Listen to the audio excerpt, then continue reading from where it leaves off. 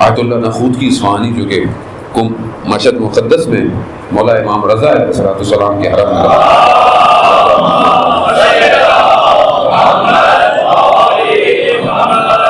امام کے حرم میں دفن ہے. ایک اپنے شاگرد کے ساتھ بیٹھے ہوئے اور گریہ کر رہے ہیں. شاگرد نے پوچھا گریہ کیوں کر رہے ہیں؟ کہا اللہ نے میرے مقام بڑھا دیا ہے. تو کہا اس میں گریہ کی تو بات، اس میں تو خوش ہونا چاہیے.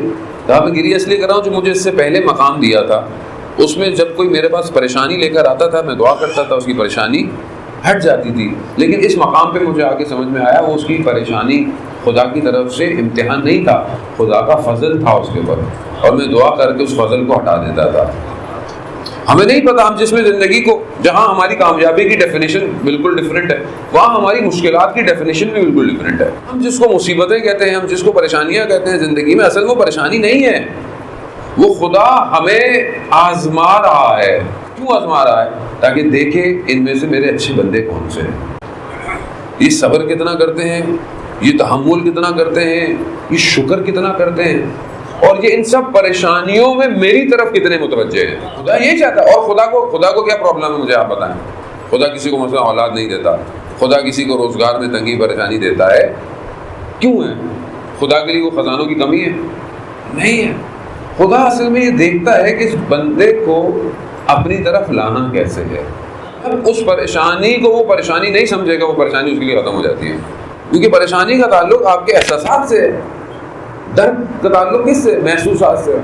اگر درد ہو، چوٹ لگی ہوئی ہے، لیکن آپ کو کوئی اور چوٹ لگ جائے، کوئی اور کام ہو جائے، تو آپ کو درد کیا ہو جاتا ہے؟ بھول جاتا ہے.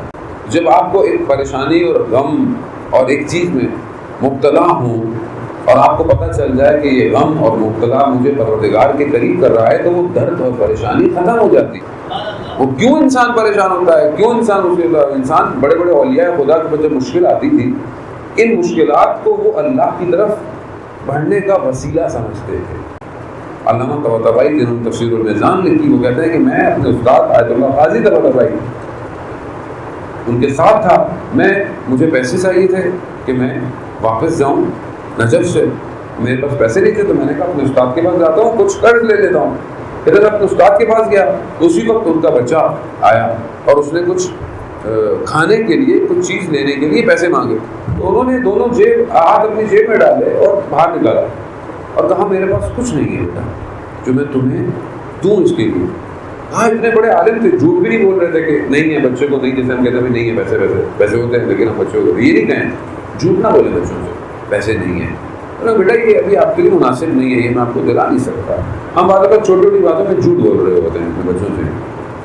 انہوں نے کہا کہ میرے پاس کچھ نہیں ہے. کہا مگر میں نے ان کے چہرے پر دیکھا کہ ان کے چہرے پر کوئی شکن نہیں آئی کہ میرے پاس کچھ نہیں ہے. کیوں؟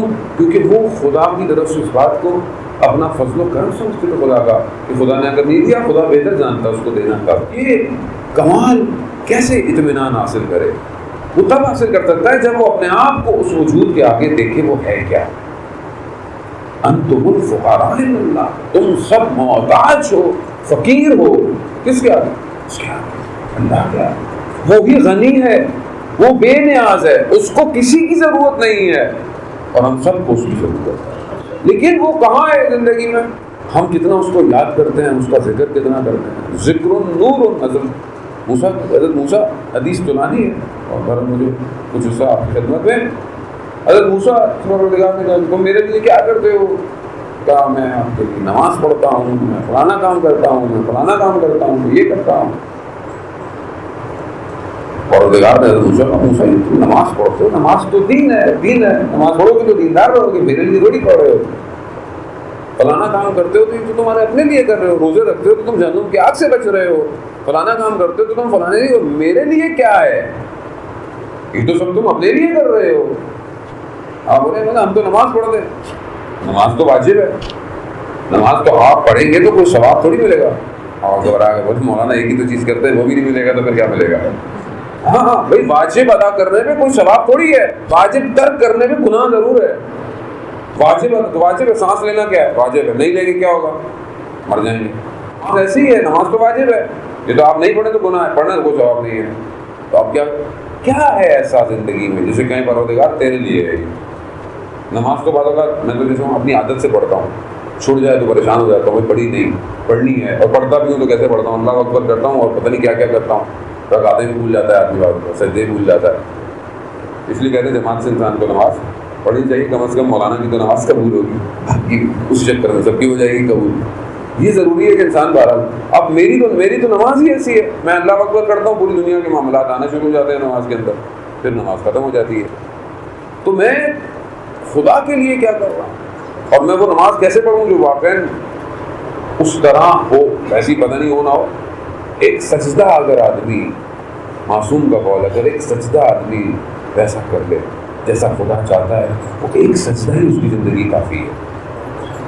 اس لیے کہتے ہیں کہ انسان، نماز معراج ہے مومن کی، یعنی انسان جب وضو کرنے جا رہا ہے اس وقت سے معاملات شروع ہو جاتے ہیں اس کے، طہارت، پاکیزگی، باطن، کہاں جا رہا ہے، کس سے ملاقات پہ جا رہا ہے۔ ابھی آپ کسی بڑے شخص سے ملنے چلے جائیں، آپ کپڑے وپڑے دیکھیں گے، آفس میں جا رہے ہیں، ٹائی صحیح کر رہا ہے آدمی، کپڑے شرٹ صحیح کر رہا ہے، بڑا اپنے جوتے صاف ستھرے ہوں، کیوں؟ جی باس ملنے جا رہے ہیں، آج سی او سے ملنا ہے آج، اور جو کائنات کا مالک ہے اس سے ملنے کے جا رہا ہے، اس کے لیے کیا کر رہا ہوں؟ جبکہ رسول خدا فرماتے ہیں، حضرت محمد مصطفیٰ صلی اللہ علیہ وسلم،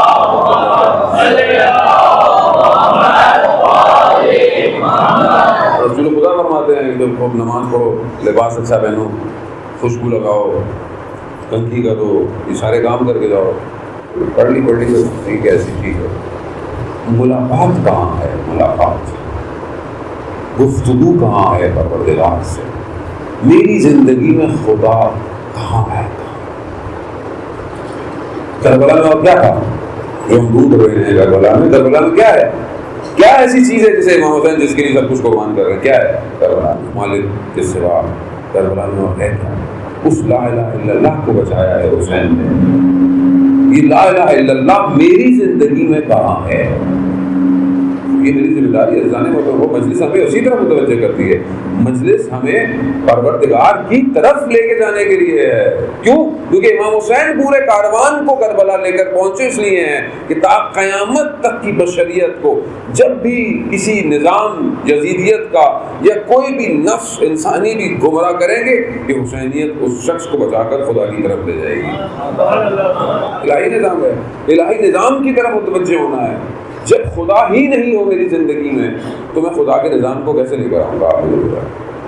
جب آج میں خدا سے محبت نہیں کرتا، خدا کا ذکر نہیں کرتا، خدا کے لیے لوگوں کو معاف نہیں کرتا، خدا کے لیے لوگوں سے محبت نہیں کرتا، خدا کے لیے اپنے رشتوں کو قائم نہیں رکھ رہا، خدا کے لیے اپنی نگاہوں کو شرم سے جھکاتا نہیں، میں کر کیا رہا ہوں؟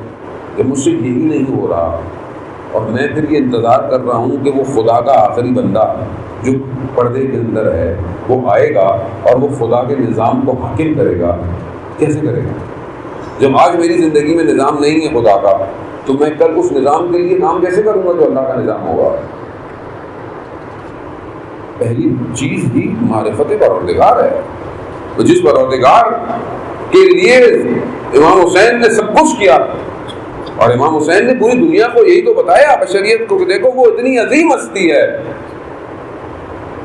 اس عظیم ہستی کے لیے میرا علی اکبر کچھ نہیں ہے، میرا علی اصغر کچھ نہیں ہے، وہ اور اس کا دین باقی رہ جائے، چاہے حسین